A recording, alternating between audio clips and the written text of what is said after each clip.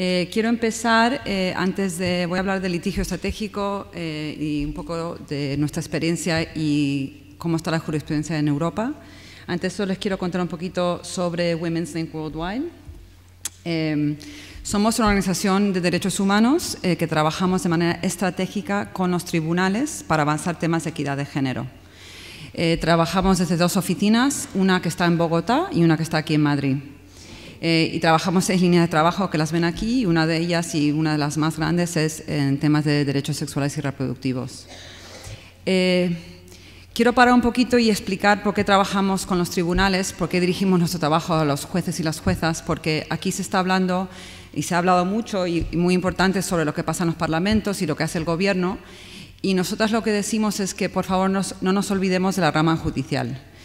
Son los jueces y las juezas que tienen la obligación de implementar los derechos, que hagan del papel a la realidad, ¿no? Entonces, es importante tener la mira sobre esta parte de nuestras democracias para poder, no necesariamente trabajar ahí, pero que no salgan de nuestro radar, que estemos conscientes de que es una parte importante de la formación de los derechos y la implementación de ellos, y especialmente en estos temas tan complicados.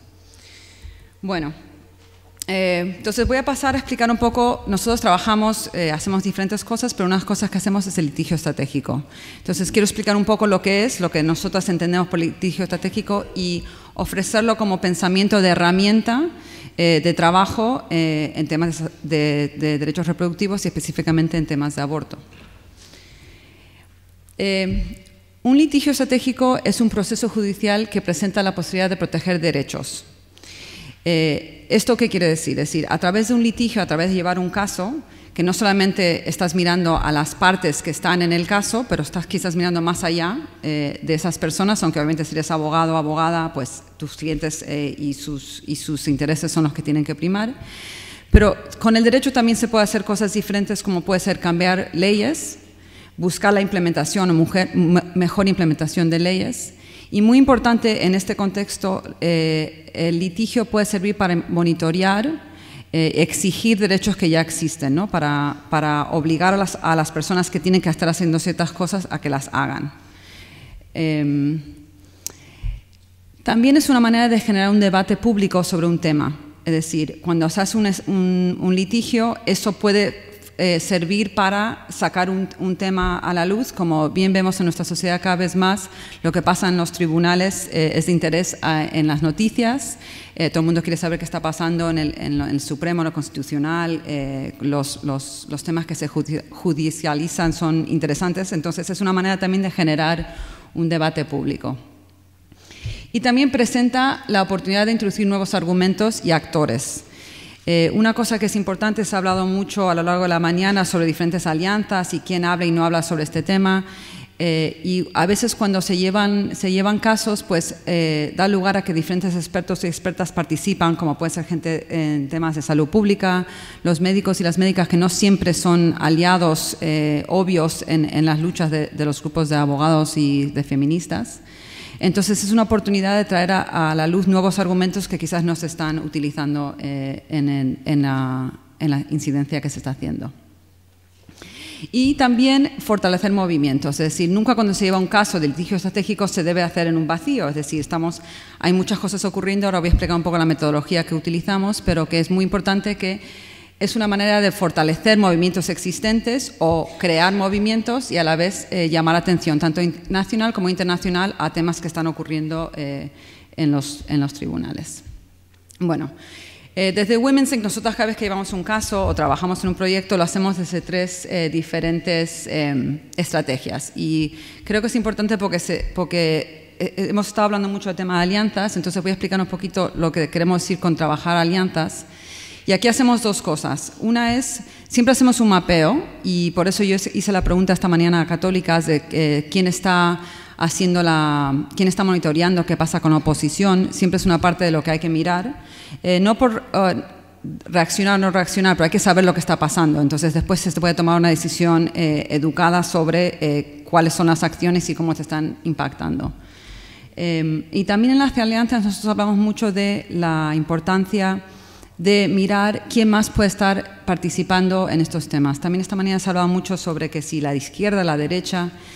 Y yo, en mis años trabajando en temas de derechos humanos, el aborto es uno de los únicos temas que nunca sabes realmente lo que la gente piensa. Es decir, puedes decir que la gente es de izquierda o trabaja en temas de derechos humanos. Eso no quiere necesariamente decir que estás en acuerdo con dónde deben estar los límites o cuáles son los derechos en el aborto. Es muy importante porque no se debe nunca de tomar por hecho que sabes la postura de una persona porque piensas que es de izquierda, lo que sea que quiere decir eso para cada persona en la habitación. Y a la vez no se debe tomar por hecho que una persona que es de derechas es anti lo que piensas tú, porque hay un punto de encuentro y eso es muy importante tener en cuenta, y la pregunta siempre hay que hacerla cuando estás diseñando una estrategia.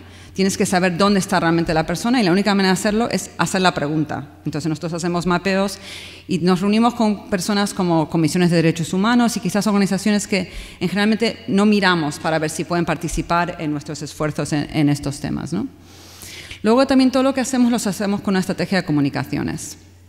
Aquí yo creo que todos sabemos la importancia de que sepamos hablar de los temas, tanto cuando estás hablando a gente que está de acuerdo con uno, como cuando estás hablando con medios de comunicación, poder decir lo que quieres decir ante una cámara en 20 segundos. Si eres abogado, no estar hablando de las partes del Código Penal, porque eso no entiende nada de lo que estás hablando. Entonces, nosotros ahí siempre hacemos también un mapeo de las comunicaciones, es decir, hay que ver en los medios de comunicaciones quién son las personas que están hablando del tema y cuál es el lenguaje que están usando y cuál es el lenguaje que queremos que se use, ¿no? Aquí se están hablando del derecho a decidir, el derecho, digamos, los antis, ellos mismos se llaman pro vida, cómo se cambia ese lenguaje, quién lo está utilizando, y también tener una foto realista de realmente quién está saliendo en los medios, ¿no? Muchas veces pensamos desde las organizaciones que lo que hacemos está teniendo mucho ruido en la prensa, y después cuando estudias de verdad lo que pasa en la prensa ves que realmente las personas que están saliendo y hablando sobre el tema no son las voces que queremos que salgan. Entonces, antes de hacer una estrategia de comunicaciones que acompañe un proyecto, hay que parar y mirar realmente cómo se está hablando del tema y quién está diciendo qué, para después ver cuáles son los mensajes claves, quiénes son las personas que lo van a hablar y ver si se puede haber una unificación en cómo estamos hablando de los temas. Y después, un tema que el tema legal, y aquí quiero resaltar una cosa, que es que estamos hablando de salud y derechos reproductivos. Esta mañana Isabel nos explicó eso qué es, porque son muchos derechos, pero también quiero parar y decir que los derechos reproductivos ya están dentro de los derechos humanos. Es decir, el marco de los derechos humanos ya nos da todos los derechos que necesitamos, en teoría, después está la práctica, para lo que estamos hablando. Y eso es muy importante porque ese marco existe tanto en las constituciones de los países como en la Unión Europea y a nivel internacional en los convenios, ¿no? Estamos hablando del derecho a la vida, de la mujer obviamente, el derecho a la salud, el derecho a la integridad física, a no ser sometido a tortura, el derecho a la no discriminación. Eso puede incluir un tema que se salió esta mañana, pues quién tiene acceso al aborto en un país. Creo que todos sabemos que el tema del aborto en general impacta el no tener acceso mucho más a mujeres jóvenes, mujeres en situaciones rurales, mujeres quizás inmigrantes sin situación legal. Entonces también ver la discriminación también puede ocurrir por ciudades autónomas, provincias autónomas, no, lo estoy diciendo mal, autonomías, es decir, hay mucho más acceso quizás en Andalucía que en Navarra, eso también es discriminación. Entonces el derecho a la no discriminación pues protege muchos de los derechos que quizás las preocupaciones, las cosas que estamos hablando aquí hoy. El derecho a la información, el derecho a la tutela judicial efectiva, el acceso a los tribunales, ¿no? Entonces todos esos derechos existen. Entonces los derechos, no necesitamos legislación específica, está muy bien cuando la tenemos, pero es importante acordarse que el marco ya está ahí, ¿no? Y que tenemos que saber utilizarlo. Bueno, yo ahora voy a pasar a hablar un poco sobre nuestra experiencia como organización en la manera que hemos usado el litigio para avanzar en temas de aborto y derechos reproductivos. Y después voy a dar una pincelada de la jurisprudencia en Europa en este momento desde el Tribunal Europeo de Derechos Humanos. Bueno, primero les quiero hablar sobre el caso que llevamos en Colombia. Cuando empezamos a trabajar en Colombia, el aborto era totalmente prohibido, incluso para salvar la vida de la mujer. Entonces nosotros lo que hicimos es llevamos un caso ante el Tribunal Constitucional de ese país y conseguimos en el 2006 una decisión que mandó despenalizar el aborto en 3 supuestos. Entonces, logramos que la ley en el 2006 estuviese en el mismo sitio que estaba en España antes de este último cambio. Quiero decir una cosa, digamos, en este momento esas sentencias son unas sentencias más avanzadas que hay en derechos reproductivos. Ahora les voy a mostrar una parte de la sentencia que habla sobre los derechos humanos y cómo los derechos reproductivos son una parte fundamental de eso y del empoderamiento de las mujeres. Pero quiero hablar una cosa que me parece importante contarles. Obviamente esto lo hicimos con muchas estrategias, estuvimos preparando durante más de un año el caso antes de presentarlo. Y unas cosas que hicimos, y ahí voy al tema tanto de aliados como de comunicaciones, teníamos una alianza muy importante para nosotras con católicas en Colombia. Era muy importante porque nosotras hicimos una división en las comunicaciones sobre a quién le estábamos hablando. Entonces, nuestra audiencia en llevar un caso era la Corte Constitucional Colombiana y no el Vaticano. Entonces, nosotras cuando nos llamaban a Mónica Roa, que es la abogada, la directora de programas que llevó ella misma en su nombre el caso, la llamaban para debatir, pues si el debate era sobre el tema del aborto dentro del catolicismo, pues iba a católicas, ¿no? Era una alianza fundamental para nosotros porque hicimos una división. Entonces, es un debate totalmente legítimo, pero que no éramos nosotras quienes lo teníamos que hacer, y había unas expertas que eran católicas en Colombia que podían llevar a cabo ese debate, y nosotros nos dedicamos al debate legal sobre las obligaciones del Tribunal Constitucional de aplicar los estándares internacionales en estos temas en el tribunal, ¿no? Que lo habían hecho para muchos otros temas, pero nunca para el aborto. Entonces, eso es una alianza que fue fundamental para nosotros y fue también parte de nuestra alianza, nuestra estrategia de comunicaciones en el país. Les muestro un momento una parte de la sentencia de la Corte, que estas son las palabras del tribunal mismo. La sentencia entera tiene como 600 páginas, pero hay un resumen de la sentencia en nuestra página web por si alguna vez alguien lo quiere ver, que es realmente muy bueno. Y como digo, es que habla realmente de la necesidad de los derechos reproductivos para la dignidad de las mujeres y de todas las personas en la sociedad. Bueno. Desde ese trabajo empezamos a trabajar temas en otros países, tanto como la implementación de esta buena decisión en Colombia. Como las personas que trabajan en este tema saben, conseguir una buena ley es solamente el primer paso, es decir, es la parte de verdad más fácil. Después la implementación de ello pues ha sido y es muy complicada. Pero les quiero contar otro caso que llevamos porque es un ejemplo de usar un derecho que existe en todos los sistemas, que es el derecho a la información. Nosotras, desde que ganamos el caso hace unos 4 años, subió al poder una persona en la Procuraduría, el Procurador de la Nación, que es una figura que no existe en España, pero que tiene muchos poderes, incluso es la persona que está a cargo de monitorear que todos los funcionarios del Estado cumplen con los derechos humanos. Y esta persona está más a la derecha del Opus, es una persona muy conservadora, anti todos los derechos fundamentales de que hablamos, reproductivos, contra los derechos de las personas gays, lesbianas, es decir, está atacando todo eso todo el rato. Entonces empezamos a hacer un monitoreo de lo que él estaba haciendo. Y una cosa que vimos muy claramente es que él estaba dando información falsa o equivocada sobre temas que estaban muy establecidas, o por la Corte Constitucional o por la OMS, por la Asociación Mundial de la Salud, sobre el misoprostol, sobre el derecho, cuándo se tiene o no derecho a un aborto. Entonces, después de monitorear mucho tiempo, llevamos un caso contra él y 2 de sus delegadas, alegando que ellos estaban violando el derecho de la información de las mujeres de edad reproductiva en Colombia. Es una petición, una tutela que la firmaron 1.280 mujeres, que ganamos ante la Corte Constitucional en septiembre del 2012. Entonces, lo que hizo la Corte en ese caso es decir que tenía que rectificar la información que estaba dando incorrecta, cosa que hizo, y por ejemplo, después de eso el misoprostol se puso otra vez en la lista de medicamentos oficiales del país, ¿no? Y quería contarles este caso porque me parece que el derecho a la información es una herramienta muy poderosa para hacer cumplir a los funcionarios y las funcionarias de cualquier país sus obligaciones, porque en cuanto se sabe que la información que está dando está mal y se puede probar, pues es un caso bastante simple de llevar en cualquier parte. Otro ejemplo que les quiero dar, que también nace en Colombia, pero esto llega a la Corte Interamericana, a la Comisión Interamericana, perdón, es el caso de una niña que fue violada, que tenía 13 años y se quedó embarazada.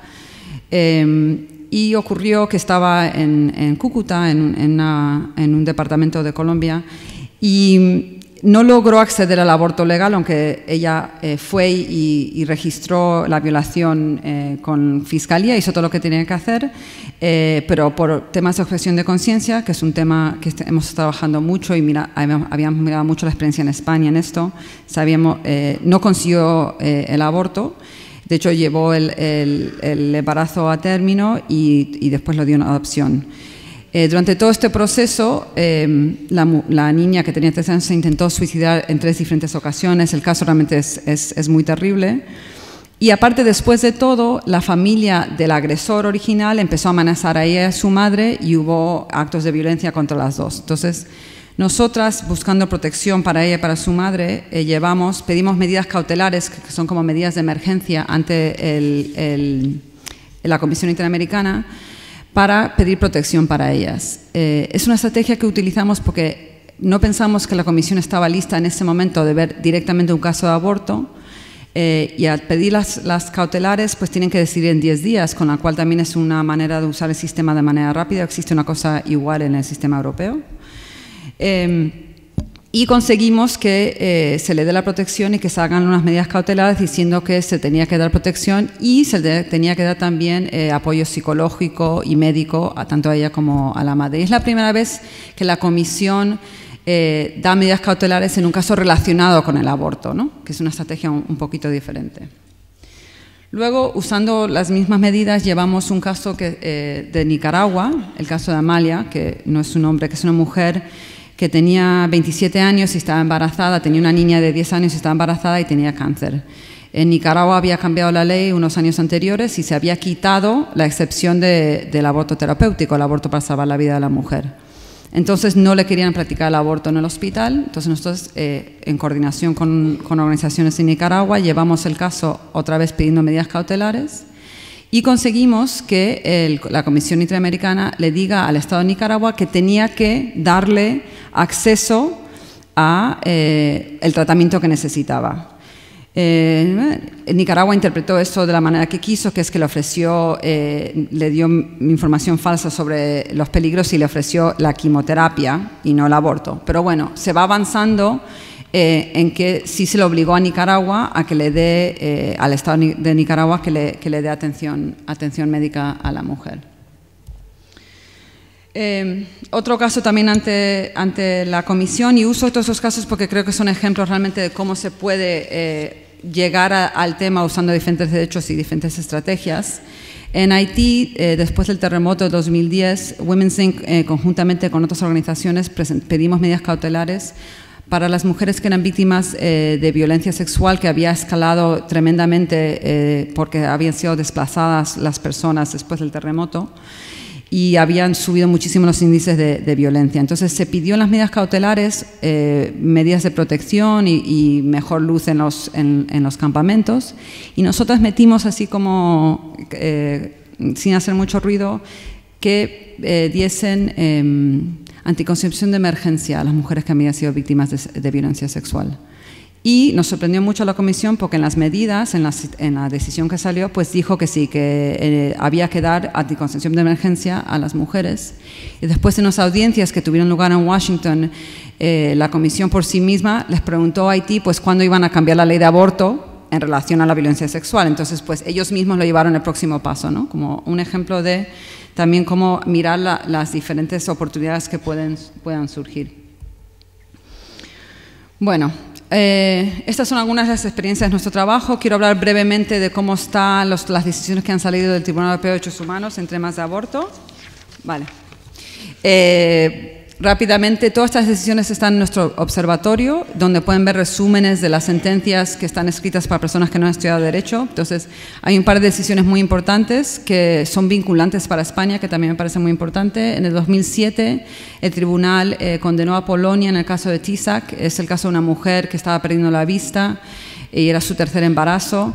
y por temas de objeción de conciencia y malos procedimientos dentro de Polonia, ella tenía el derecho legal al aborto, pero no se lo hicieron y terminó perdiendo casi del todo la vista. Entonces se le condenó al Estado polaco y se le dice que tiene que haber procedimientos en sitio para que se pueda acceder al derecho legal que existe. Luego hay un caso de ABC Irlanda, que me imagino que las personas que trabajan en este tema lo conocen. Ahí también, en el caso, son 3 peticionarias. En el caso de una C, son mujeres que viajan de Irlanda a Inglaterra para abortar porque no tienen acceso en Irlanda.